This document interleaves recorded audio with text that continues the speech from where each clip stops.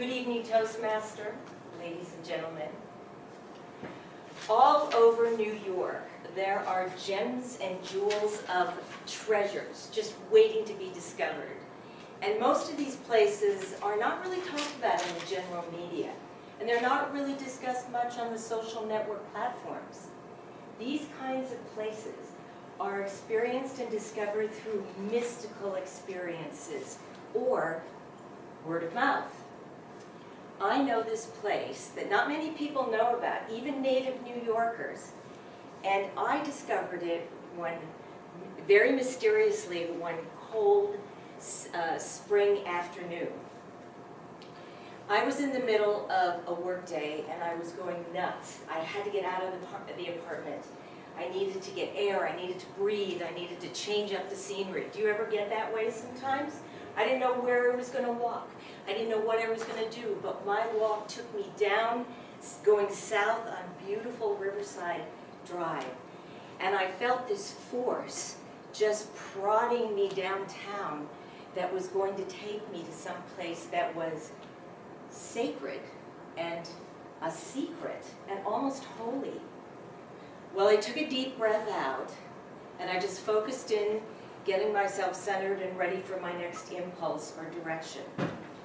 And as I traveled down, the wind on the Hudson River, it was so fierce and strong that day, and it was swaying the new branches back and forth, and there were these fleshy, fresh, new lime green leaves that were peeking out off of the branches and the buds.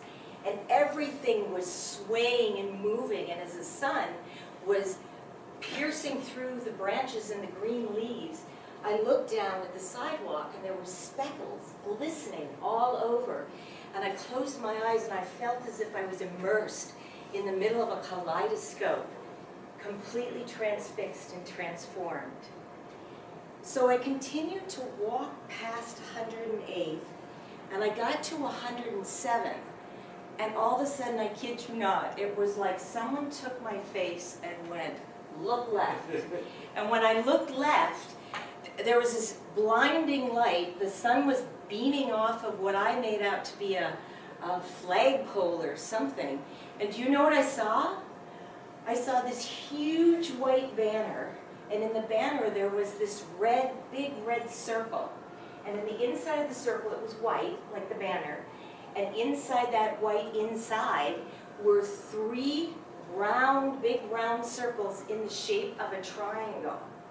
Well, I didn't know what it was. All I knew is that that gust of wind coming off the Hudson was going like this with the banner, beckoning me to come into this place.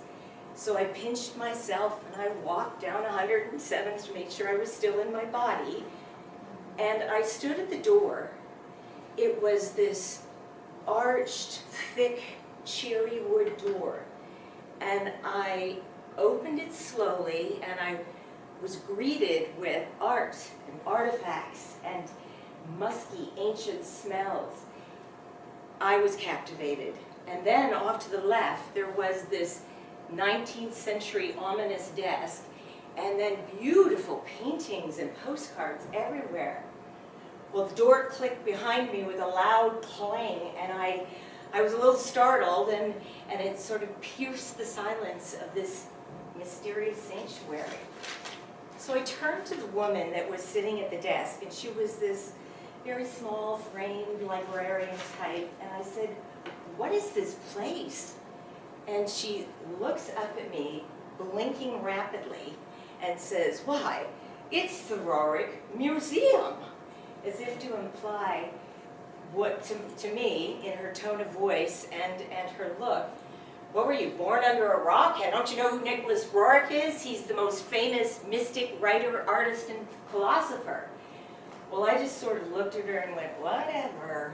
And then I said very politely, because I'm a good Midwesterner, "Thank you very much. I've never heard of Nicholas Roerich. And can I just wander around here?" So she looks at me and nods very solemnly, one blink, in effect to give me permission to walk among the mansion. So my attention is immediately towards the stairwell. And as I'm climbing up the steps, I'm serenaded by the echoing of these creaky old stairwell under my feet. And these striking paintings, dozens of them, are illuminating the pathway upward.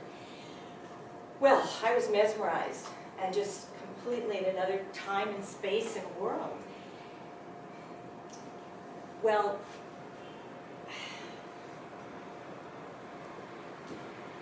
when I looked at the pictures, there was this vibrancy to the tone, and the 3 dimension of the pictures, they sort of drew me in, like I was feeling from the waist down this cold, cool water as I sat and looked at a monk sitting lotus in a shallow pool of water.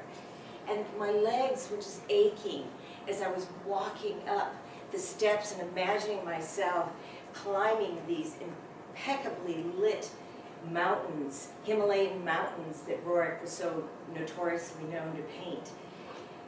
I'm telling you, the Nicholas Roerich Museum is a jewel and a treasure that is strategically hidden on the Upper West Side.